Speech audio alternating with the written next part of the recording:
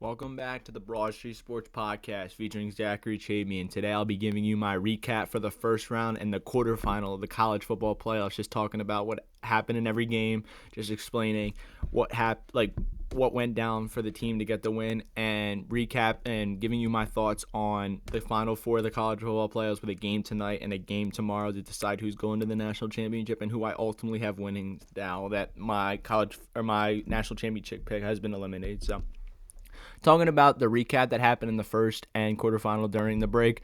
First round, we had everyone who hosted a home game play. We had Notre Dame beat Indiana by 10 points. This score did not represent this type of game it was. After Jeremiah Love took that 98-yard touchdown to the house, it was just complete dominance from Notre Dame. They did what they needed to do, and Indiana tried to make a late run, but it really didn't matter. In the end of the day, Notre Dame was able to win this game on their top-tier defense and their great running game. So, moving on to the next game, it was utter domination from Penn State at Happy Valley against 11 SMU. Two interceptions were both pick sixes by Dominic DeLuca and Tony Rojas. Tony Rojas' pick six was pretty epic from when I watched it. And overall, this is just straight domination from Penn State. Great defense, great run game. What's got them here this entire point is what won them that game against SMU, and SMU just looked like they stood no chance as soon as the whistle blew. So, moving on to the next game, Texas beat up Clemson pretty bad, 38-24. The Clemson offense was kind of shaky the entire game. They would score, not score, and Texas was just firing all cylinders. Quinn Ewers played a great game, got it to everyone as receivers, and their defense made stops when they needed to, and they got themselves a nice marginal win. So, moving on to the next matchup, the 8-9 matchup between Ohio State and Tennessee. I expected this game to be a lot closer, but Ohio State just showed their pure dominance over Tennessee by destroying them 42-17. Will Howard played a great game. Jeremiah Smith is one heck of a receiver. He's a special kind of kid, and he showed that in that game and in the quarterfinal, which I'll talk about after this. But overall, Ohio State showed that they can possibly still win games, and if Ryan Day can win tomorrow, he might keep his job next season. So I'm definitely interested. But moving on to the quarterfinals, Penn State faced Boise State in the Fiesta Bowl that was in State Farm Stadium in Arizona. This was the first game. This was the Friday game, and I think this was a Tuesday game, and then every other game was played on Wednesday, and then Notre Dame played on Thursday. But Penn State, it was shaky at the beginning, they were firing on all cylinders at the beginning. 14-0. Drew Haller had a beautiful touchdown pass to Tyler Warren, and then he had another great pass to go 14-0. Boise State was shut down for most of the game, and then had their sparks. Ashton Jeanty barely got over 100 yards, and the Penn State's defense just played great the second half without having Abdul Carter, which he will play tonight against Notre Dame, which is huge for their defense. But overall in this game, Penn State played great offense. Their running backs are two special kind of players, and they showed it. And Boise State really didn't stand a chance in this game the way Penn State was playing. So, moving on to the next game, the next day on New Year's Day, between Texas and Arizona State. This might have been the game of the year in college football. It goes to double overtime. Just got to say, Cam Skeetaboo, he's one unbelievable type of player. He deserves to get drafted this year. He's the main reason Arizona State got where they got, and he's just like a mini tank. He can catch, he can run, he can throw the ball, for crying out loud. He's a excellent player, can do everything they need him to do, and really kept this game close. It's unfortunate they weren't able to get the win. Texas ended up getting the win. Their kicker, Brett Auburn, he was terrible. Like, he could not kick for the save his life. And but at the end of the day, Texas made the plays needed to make. They were up 16 with under 10 minutes left to go, but then Arizona State fired back. But overall, I think the game of the year so far in college football, and they definitely lived up to a standard that no one really thought. Everyone thought this was going to be a Texas blowout, but Arizona State came to play, but unfortunately weren't able to get the win. Then we had the Rose Bowl between Ohio State and Oregon. In my opinion, I thought this was going to be the best game of them all, but Ohio State just came out firing. Jeremiah Smith, like I mentioned in the first round, was absolutely incredible.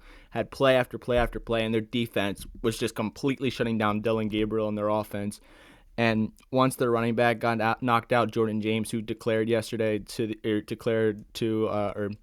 opted to go to the NFL draft this year. After he went out, Oregon really stood no chance. It was 34-0 at one point, and Ohio State really didn't have to do much in the second half, and were still able to win by 20 points. So definitely impressive for Ohio State, and they got a big game against Texas tomorrow.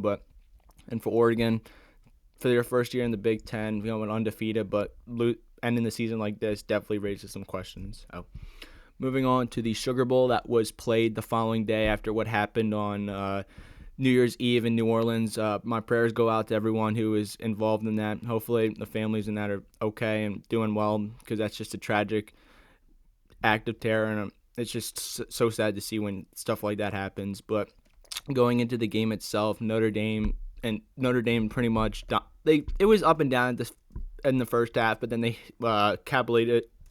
They took advantage of a Georgia turnover by their backup, and they got a touchdown, went up by 10 points, and the second half it was just about running the clock down and sustaining that win, and they did, and they won 23-10. And for the quarterback for Georgia, I can't remember his name on the top of my head, but he played all right. But it just came out today that Carson Beck is transferring from Georgia. I don't know where he's going yet, but it looks like the quarterback that played for them will be playing for them the rest of the season next year, so that's definitely interesting.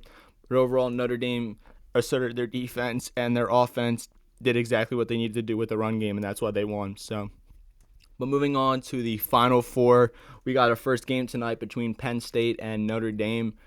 This game is very interesting. It will be played in Hard Rock Stadium in Miami. It will be the Orange Bowl, and I think it's very interesting. Both these teams play very, very similar, and I think it's going to be I wouldn't be surprised if it's a low-scoring game, but a high-scoring game would really be shocking to me, because these teams both play great defenses, and their run games can just eat the time off the clock. It's absolutely insane how they do it.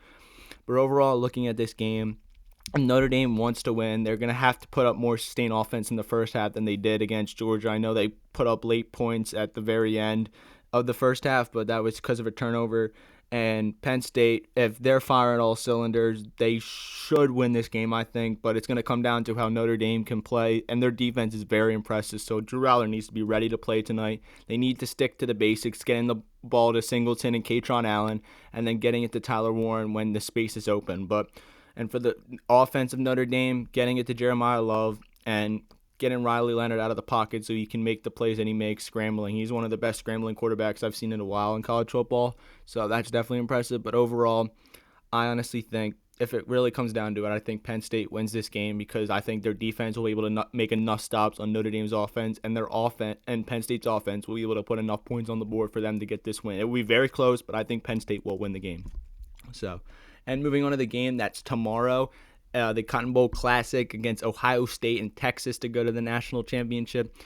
This game, I don't know how it's going to go, but I do think Ohio State is going to win, because the way they just destroyed Oregon really opened my eyes for them. Them destroying Tennessee didn't really give me any opinion change on them.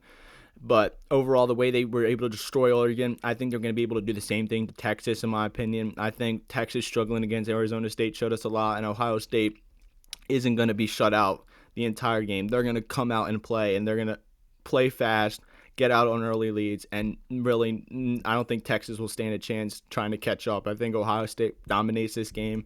I think they win by at least 2 touchdowns, maybe more, but I think Ohio State will ultimately get to the national championship, which in my thoughts, it would be Ohio State and Penn State in the national championship. I hope Penn State wins, because I hate Ohio State, and it would be awesome for Penn State to win. They haven't done it in a while. It would be great, but overall, I do think Ohio State would beat Penn State if that is the national championship.